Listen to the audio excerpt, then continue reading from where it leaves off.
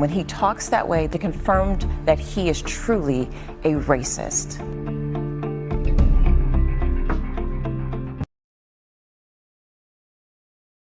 Using vulgar language, President Trump today questioned why the United States would allow people from Haiti and Africa into the country. The president tonight apparently uncorking another astonishing statement, complaining to lawmakers in the Oval Office about protections for immigrants. Why do we want these people from, quote, all these shithole countries here? Mr. Trump was referring to African nations and Haiti before suggesting the U.S. should have more people from places like Norway. He reportedly made the comments during a White House meeting with a bipartisan group of senators. The White House tonight is not denying the president made the remarks. Now that he has called Africa, El Salvador, and Haiti shitholes. Reaction from the United Nations was quick. These are shocking and shameful comments.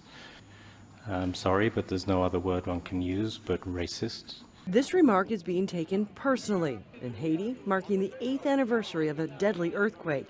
We all have to get together and respond to Trump.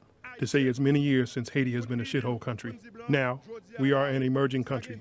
We can do things. We won our independence in the past.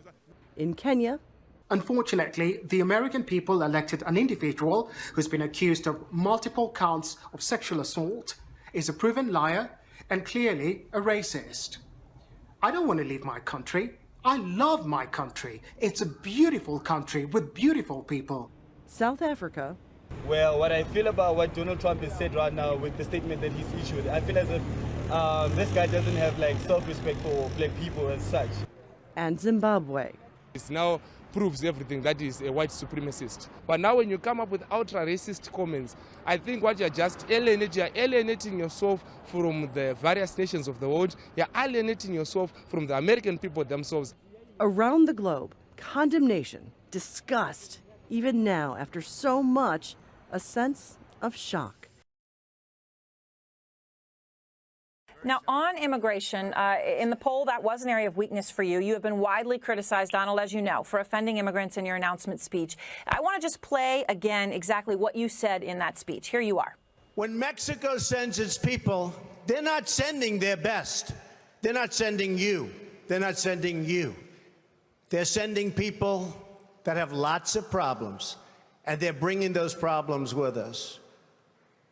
They're bringing drugs. They're bringing crime. They're rapists. Now, you've tried to clarify this statement in recent days, Donald, but I guess the question comes down to this. Do you regret saying that specifically about rapists, or do you stand by it? No, not at all. Of course, it's common sense. They don't want these people, so they send them to the United States. So, absolutely, I wouldn't change that. So the length of the border, just about 2,000 miles, right? 1,954. The General Accounting Office did an analysis about 5 years ago, and they said their estimate of what a fence would cost is $3.9 million a mile. You know math, Donald, as well as anyone. That's $7.6 billion. You've said Mexico would pay for that. Are you going to get them to pay $7.6 billion? The answer is yes, I will get Mexico to pay because our country is being lost. We're a failing nation. And look at what's happening to the towns all over. In Springfield, they're eating the dogs, the people that came in. They're eating the cats. They're eating the pets of the people that live there. And this is what's happening in our country. I just want to clarify here. You bring up Springfield, Ohio, and ABC News did reach out to the city manager there. He told us there have been no credible reports of specific claims of pets being harmed, injured, or abused by individuals within the immigrant community. Do you believe that Vice President Kamala Harris is only on the ticket because she is a black woman? I didn't know she was black until a number of years ago when she happened to turn black, and now she wants to be known as black. So I don't know, is she Indian or is she black? She is always identified as a black woman. She went to a historically black college. I respect either one, but she obviously doesn't, because she was Indian all the way, and then all of a sudden she made a turn and she became a black person. Just to be clear, I'm asking for the vote of every single African American citizen in this country. What do you have to lose? You're living in poverty. Your schools are no good. You have no jobs. 58% of your youth is unemployed. What the hell do you have to lose?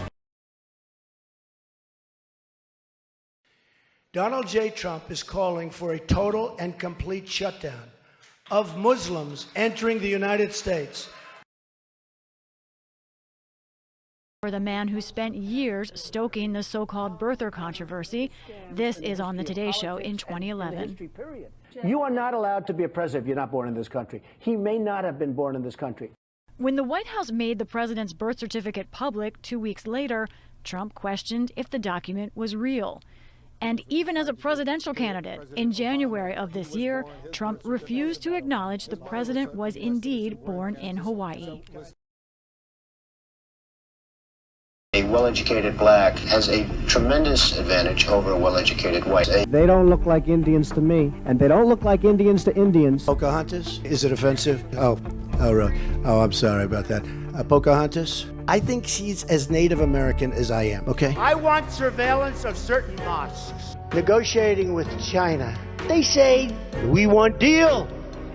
You're from India. All of my friends in Little Havana. We are also praying for the people of Puerto Rico. We love Puerto Rico. And we also love Puerto Rico. Come here. You're not nervous, right? Speaks perfect English. No, I'm not a racist. I am the least racist person.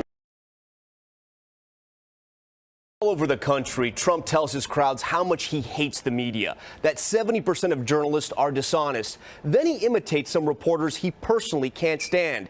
In a campaign of firsts, Donald Trump appearing to go where no presidential candidate has gone before. The Republican frontrunner at a rally in South Carolina this week appearing to mock a journalist who is disabled. And now the poor guy, you got to see this guy. Oh, I don't know what I said. I don't remember. That reporter, the New York Times' Serge Kovaleski, who has a chronic condition affecting his joints that limits flexibility in his arms.